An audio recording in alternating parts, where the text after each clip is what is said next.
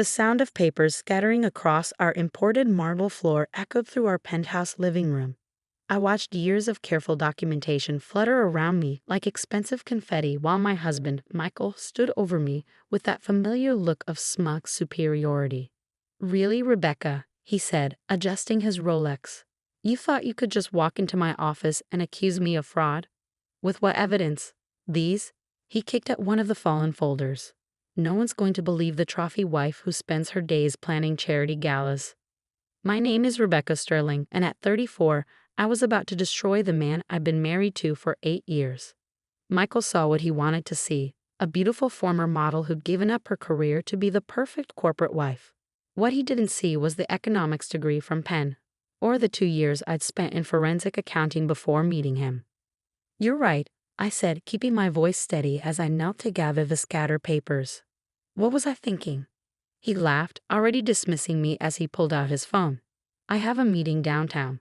Clean this up before the housekeeper sees it. And Becca." He paused at the door. "Let's not have this conversation again.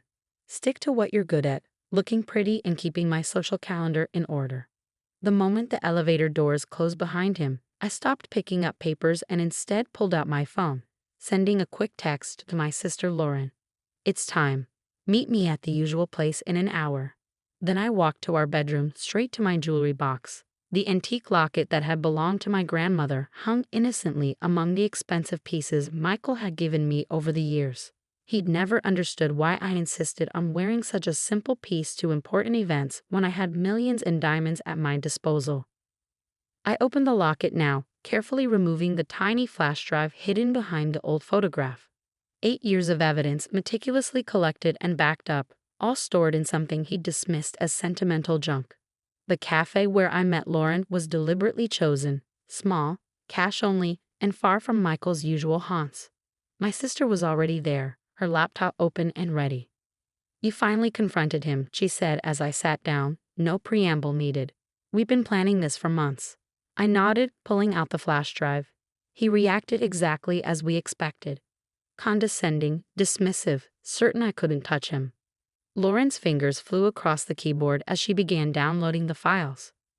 "Does he have any idea how long you've been watching him?" "No," I said, wrapping my hands around a cup of coffee. "He still thinks I spend my days getting manicures and planning his precious charity events." The truth was far more complex. I'd discovered Michael's fraud almost by accident, 3 months into our marriage. A misfiled document, a series of numbers that didn't add up, and suddenly I'd seen behind a curtain of his real estate empire. At first, I'd been in denial. Michael Sterling was one of Boston's most respected developers, known for transforming struggling neighborhoods into luxury properties. His company, Sterling Development, was worth hundreds of millions. Surely I was misreading the documents. But then I started paying attention, really paying attention. The community improvement projects that mysteriously fell through after he'd received government grants. The historic buildings that suffered convenient accidents right after he purchased them at low prices. The string of shell companies that seemed to exist only to move money between accounts. "Look at this," Lauren said now, turning her laptop screen toward me. She'd pulled up one of Michael's recent developments, a luxury high-rise in what used to be a working-class neighborhood. The numbers don't match what he reported to the city council. He claimed the project would cost $50 million. But according to these bank transfers, he only spent $30 million. I finished. The rest disappeared into offshore accounts, and that's just one project. Lauren shook her head, her expression grim. "How did he get away with this for so long?" "Because he's careful. He spreads the fraud across multiple projects, multiple companies. Unless you're looking at the whole picture, each discrepancy seems minor." I took another sip of coffee. "Plus, he has half the city council in his pocket. Amazing what regular charitable donations can buy." My phone buzzed. A text from Michael. "Dinner with the Andersons tonight. Wear the blue versus, and be more pleasant than you were this morning." I showed the message to Lauren, who rolled her eyes. "God, he's such a patronizing ass. How did you stand it for 8 years?" "Because I needed to be sure," I said quietly. "Sure of the evidence, sure of his guilt, sure that when I finally moved against him, it would stick." The truth was, it had taken years to understand the full scope of Michael's operation. He wasn't just defrauding investors and government agencies. He was destroying communities, forcing out longtime residents so he could build luxury properties that sat half empty while he collected tax breaks. "The FBI contact is ready," Lauren said, lowering her voice even though no one was near our table. "Agent Martinez says as soon as we give him the signal, they'll move." I nodded, thinking of the careful groundwork we'd laid. The recordings hidden in Michael's home office, capturing conversations with corrupt officials. The paper trail I'd pieced together showing how he laundered money through fake renovation projects. The witness statements from former employees who'd been silenced with threats and payoffs. "What about the safety deposit boxes?" Lauren asked. "Already taken care of," I assured her. "I moved everything to the new location last week while he was in New York. Bank records, backup drives, original documents, it's all secure."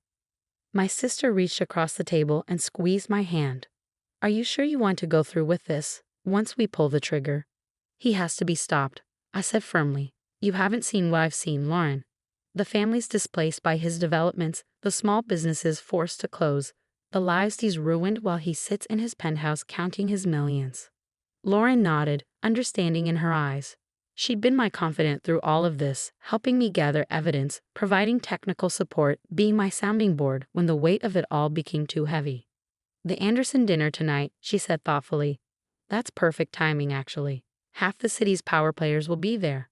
I smiled slightly, already seeing the possibilities. Michael loved these dinners, loved holding court among Boston's elite. He'd never suspect that his perfectly coiffed wife was about to bring his entire empire crashing down. "I better go get ready then," I said, standing up. Wouldn't want to disappoint my husband by being late to his important dinner. Back at the penthouse, I took my time getting ready. The blue Versace dress Michael had specified hung in my closet, a $12,000 piece of fabric that was supposed to show off his wealth and taste. I slipped it on, carefully applied my makeup, and fastened my grandmother's locket around my neck. In the mirror, I looked exactly like what Michael thought I was, the beautiful, compliant wife who knew her place. The perfect accessory to his carefully crafted image. If he'd ever bothered to really know me, he might have wondered why I always insisted on handling the seating arrangements for his business dinners. Why I volunteered to organize his charitable foundation's documents. Why I spent so much time in his home office, supposedly planning social events. But Michael saw what he wanted to see, and tonight that blindness would be his undoing. The Andersons' dining room was filled with the quiet murmur of Boston's elite when Michael and I arrived. Robert Anderson's mansion in Beacon Hill was the perfect setting for what was about to unfold. Old money, old power, and enough ego in one room to float a yacht. "Rebecca, darling." Sarah Anderson air-kissed my cheeks. "That dress is divine. Michael always makes sure you're the most beautiful woman in the room." I smiled, letting the backhanded compliment roll off me. "You're too kind. I love what you've done with the place. The new chandelier is exquisite." As we moved through the crowd, I felt Michael's hand on my lower back, steering me towards specific groups. This was our usual dance. He talked business while I played the charming wife, laughing at the right moments, making sure everyone's glasses stayed full. "Sterling." Commissioner Davis boomed, extending his hand to Michael. "Just got the paperwork for the Riverside project. Everything looks in order." I watched Michael's face carefully as he shook the commissioner's hand. The Riverside project, his latest scheme to turn a historic waterfront neighborhood into luxury condos. The paperwork he'd submitted showed a $100 million investment. The real numbers, safely documented in my files, showed something very different. "Excellent," Michael said smoothly. "The city won't regret supporting this development. It'll transform the whole area." "That's what we're afraid of," a quiet voice said from behind us. Elena Martinez stood there, elegant in a simple black dress.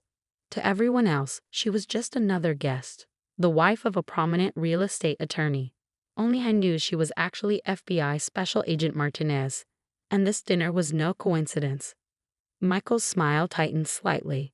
"Mrs. Martinez, I wasn't aware you and James would be here tonight. Sarah and I serve on the Historical Preservation Board together," Alana said pleasantly. "We're quite concerned about the fate of some of our older buildings. So many unfortunate accidents lately." I felt Michael's hand tighten on my waist. Those accidents had helped him acquire prime properties at fraction of their value. after which the historical protection orders mysteriously disappeared. Progress requires change, he said dismissively. Rebecca, why don't you get me a fresh drink? I nodded obediently and headed toward the bar, but instead of ordering, I slipped into the powder room and pulled out my phone. A text from Lauren was waiting. Teams in position. Just say the word. My hands trembled slightly as I replied, now. When I returned to the dining room, everything appeared normal. Guests were taking their seats, servers were pouring wine, and Michael was holding court at the head of the table, explaining his latest development plans to an admiring audience. I sat down beside him, accepting a glass of wine from a server. Any moment now. Right on cue, phones around the table began buzzing. I watched as people pulled them out, faces changing as they read the breaking news alerts. My God, Robert Anderson said from across the table. Michael, is this true? Michael frowned, reaching for his own phone. I saw the exact moment he read the headline. Sterling gewild under federal investigation for massive fraud. The color drained from his face as he scrolled through the article. The Boston Globe had done their job well, laying out years of fraudulent dealings backed by documents and witness statements. His careful house of cards was about to collapse. This is ridiculous, he sputtered, looking around the table. Obviously some sort of mistake. Is it? Elena Martinez stood up, pulling out her badge. Michael Sterling, I'm Special Agent Martinez with the FBI. We have a warrant for your arrest on multiple counts of wire fraud, money laundering, and conspiracy. The dining room erupted in chaos as more agents entered. I sat quietly, sipping my wine as Michael was read his rights in front of Boston's most influential citizens. You? He turned to me, realization dawning in his eyes. You did this. I met his gaze calmly. No, Michael. You did this. I just made sure everyone would know about it. You stupid bitch, he snarled, lunging toward me, but agents quickly restrained him. You think you can understand my business? You're nothing but a trophy wife. I finished for him, standing up. That's what you wanted, isn't it? Someone beautiful and seemingly simple who wouldn't ask questions about where the money came from or why those historic buildings kept having convenient accidents. I reached for my locket, opening it to reveal the empty space where the flash drive had been. But you never bothered to look past the surface. Never wondered why I was so interested in handling your paperwork, organizing your files. You just assumed I was decorative, like everything else in your life. The room had gone silent, watching the scene unfold. I could see the moment it hit him, every private conversation in his office, every meeting with corrupt officials, every deal he thought was safely hidden. I'd been there, watching, documenting, building the case that would bring him down. Mrs. Sterling, Agent Martinez said formally, we'll need you to come in tomorrow to make a formal statement. I nodded, gathering my clutch. Of course. I have all the documentation you'll need. Bank records, property assessments, evidence of bribes. 8 years worth. 8 years. Michael's voice was barely a whisper. You've been planning this for 8 years? No, I corrected him. I've been gathering evidence for 8 years. I started planning this the day I found out you were destroying people's lives to build your empire. The day I realized that the man I married was nothing but a fraud in an expensive suit. As the agents led him away, I turned to the stunned dinner guests. I apologized for disrupting the evening. Sarah, the salmon was lovely. The next few weeks were a whirlwind of depositions, interviews, and legal proceedings. Michael's empire began to crumble as investors pulled out and projects were halted. The evidence I gathered was damning, not just of him, but of numerous city officials and business partners who had enabled his schemes. Lauren helped me move out of the penthouse, into a modest but comfortable apartment far from the luxury high-rises Michael had built. What will you do now? She asked as we unpacked boxes. I smiled, pulling out my diploma and CPA license, things I'd kept hidden for years. I'm thinking of starting a consulting firm, helping small businesses and community organizations protect themselves from developers like Michael. Maybe do some forensic accounting on the side. The trophy wife turning corporate watchdog, Lauren laughed. I love it. The media had a field day with the story, of course. Sociality Anges und Heor UPTDVELPER made headlines across the country. But what mattered more were the other stories, The families who could return to their neighborhoods, the small businesses that would survive, the communities that would stay intact. 6 months later, I sat in a courtroom watching Michael plead guilty to multiple federal charges. He looked smaller somehow, without his expensive suits and air of invincibility. The defendant is sentenced to 15 years in federal prison, the judge announced, and ordered to pay restitution of $400 million. Outside the courthouse, reporters clamored for a statement. I thought about all the times I'd stood beside Michael at press conferences, playing my part as the silent, beautiful wife. Mr. Sterling's crimes weren't just about money, I said into the microphones. They were about power, about the belief that wealth makes you untouchable. But no one is above the law, and no one should be allowed to destroy communities for profit. Later that evening, I sat in my new office, looking out over the city. My consulting firm was already gaining a reputation for helping expose corporate fraud and protecting community interests. The phone rang. Another potential client seeking help. As I reached for it, my grandmother's locket caught the light. I touched it gently, thinking of how such a small thing had helped bring down an empire. It reminded me of something my grandmother used to say. The most dangerous weapon against evil is the truth, carried by someone everyone underestimates. Michael had built his world on lies, seeing only what he wanted to see. He'd wanted a trophy wife, so that's why I let him see, never realizing that sometimes the most effective weapon is the one hiding in plain sight.